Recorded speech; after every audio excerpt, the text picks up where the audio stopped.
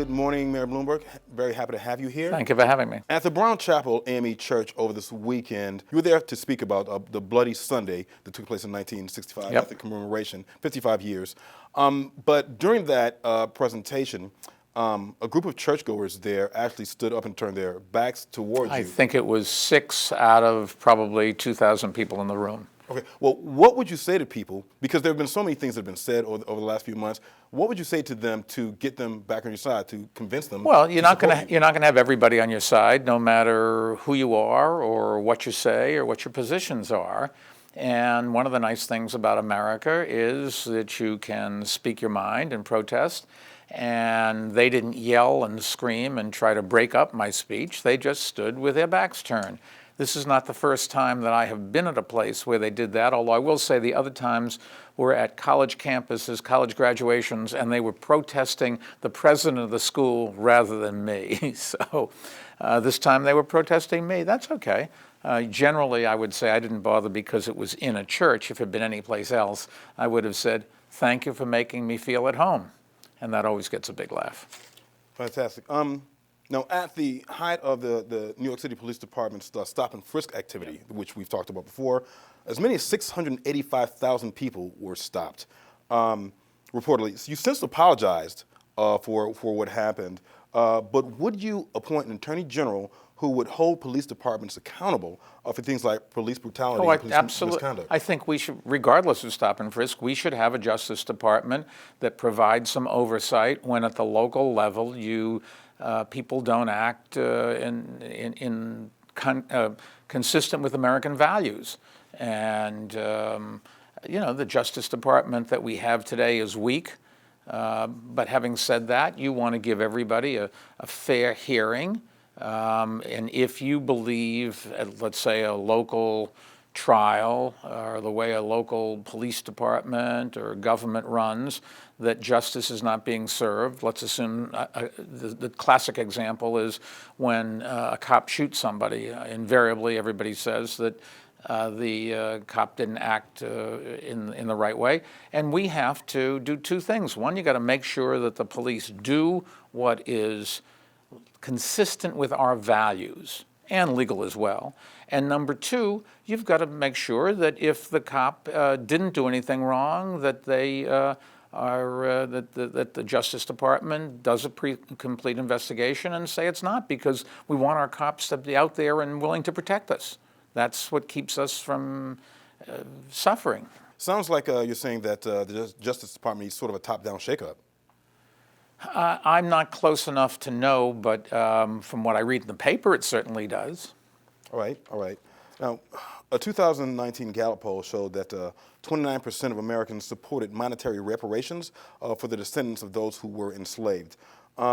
Given consistent economic inequalities and systemic racism, what's your stand on this, and would you support it even if the majority of Americans do not? I made a commitment to look at a study, to have a study done, but I think that the ways it'll probably come out is we are better off spending money to improve education, because without a good education, you have no economic opportunities and you're just not going to be able to share in the great American dream. I think we have to invest in things like the Greenwood initiative of improving the opportunities to own a house, to have a business, a black-owned business, and economics in neighborhoods where people live so that they can share and get those jobs and get those services. Home ownership is dramatically, disgracefully low among African American communities. But those kinds of things, that's, I think, where I would come out. But I've said I would listen to a study. The trouble with reparations is it'd be maybe impossible or very difficult to decide who gets what. Would be very unpopular in this country, and you have to be realistic, and you have to promote things that you have a chance of doing. And I think, unfortunately, we get our ideologies can take over, and we wind up yelling and screaming at each other and don't do anything. I'm a doer, okay? I think we should fix these problems. If you take a look, we've had 100 years of discrimination in this country.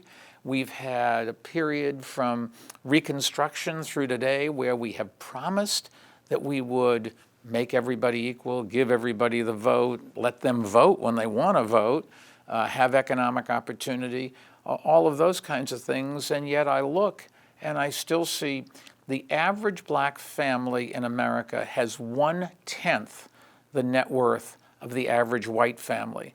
So when somebody says that we're going in the right direction, maybe, but it's a slow pace. I won't see it in my lifetime. Well, that's unacceptable. That kind of leads us into my questions about the Greenwood initiative. Now, it proposes 1 million new homeowners. Yet, despite record low unemployment and higher wages, black homeownership levels, as you said, have dropped each year. Right, but you can do some things about this. Let me give you a good example. Okay.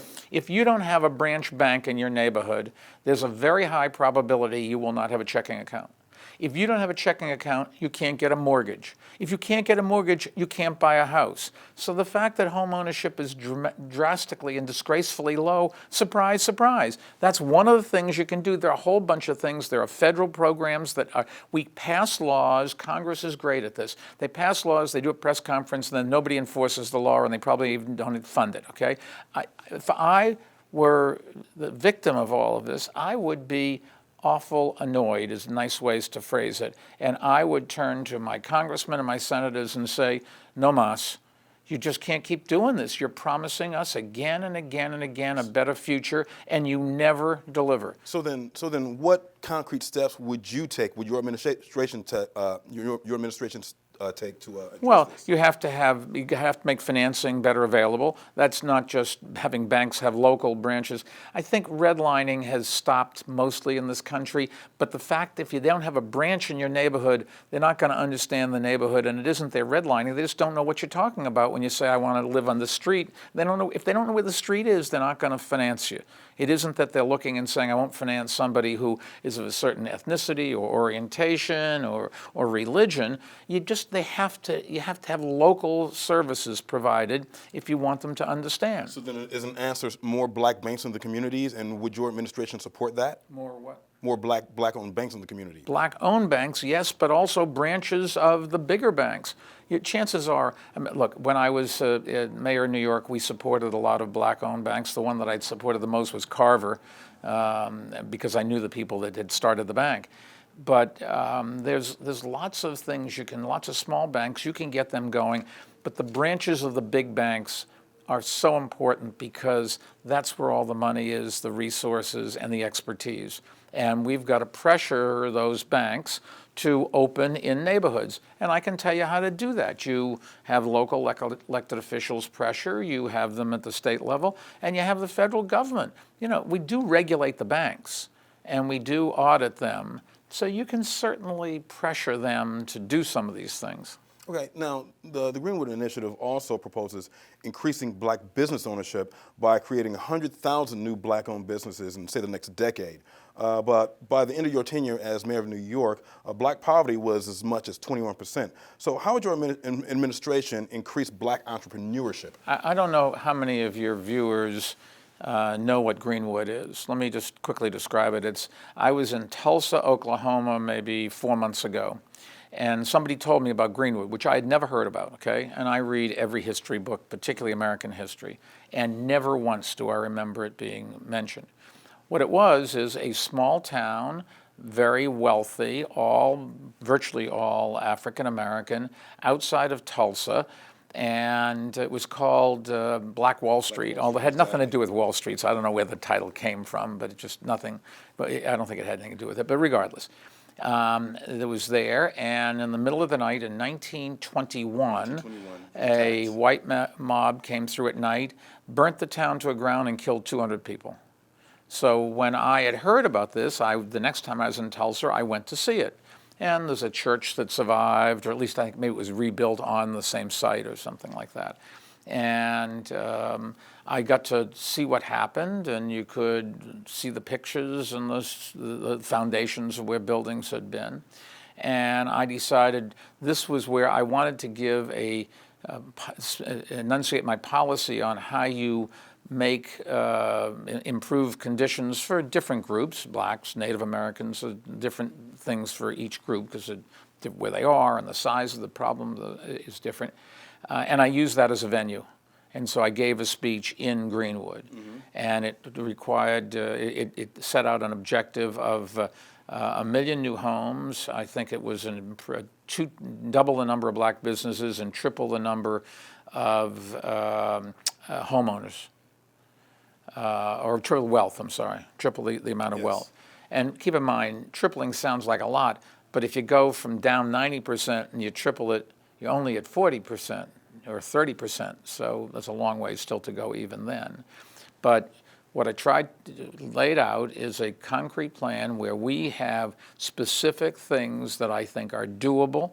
It would take 4 or 5 years, maybe a little bit more, but not something that's going to be pie in the sky for 20 years from now with no funding, and another thing where the politicians can give things to their friends. That's just not the way I ran New York City. And if you, did you grow up in the city? Have you been here? I actually grew up in Detroit. Okay, well, Detroit's very different than New York City. I can tell you, if you lived in New York City, most people, you never get 100%, but most people would say when Bloomberg's administration started a program, they actually got it done. You've said more science is needed regarding marijuana and how it affects people. Yes. But you've also said you support decriminalization.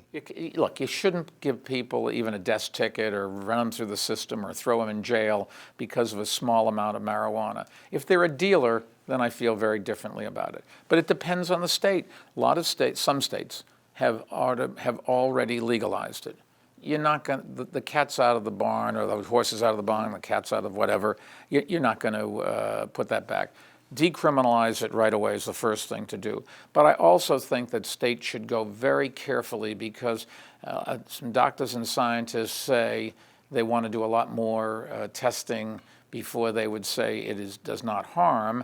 And initial evidence seems to say that particularly boys rather than girls in their late teens, early 20s, that their brain is hurt by marijuana, and if you use enough of it that you can have your IQ permanently reduced for the rest of your life. I mean, we're playing with people's lives and health and economic viability. And, yes, we should be careful. Well, if states have a certain role and a way they should go, then what role should the federal government take in this? Well, at the moment, there's a federal law, so you have to, but nobody pays attention to it. I think it's legally a federal law against it. Schedule 1 right now, but would you have that changed? Yeah, sure, and if I would be convinced if the doctors and scientists said it does not hurt people. Then I think you start looking in states that have it. Is there higher rates of automobile accident, higher rates of domestic violence, places where you would look that drugs might influence people to do bad things. And, I wouldn't just automatically say yes. No, there's real science you can do. And I know everybody says, oh, I want to be free to go smoke a joint. And, when I first came to New York and in my 20s, did I smoke a joint? Of course I did.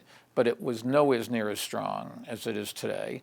And the science wasn't done. If the science shows that there's a real problem, then, I'd be hard-pressed to understand why we should let young people ruin their future. Great. Actually, that's our last question, Mayor. Mr. Mayor. All the best. I appreciate it. Happy Thank to you do very it. much. Thank you for having me.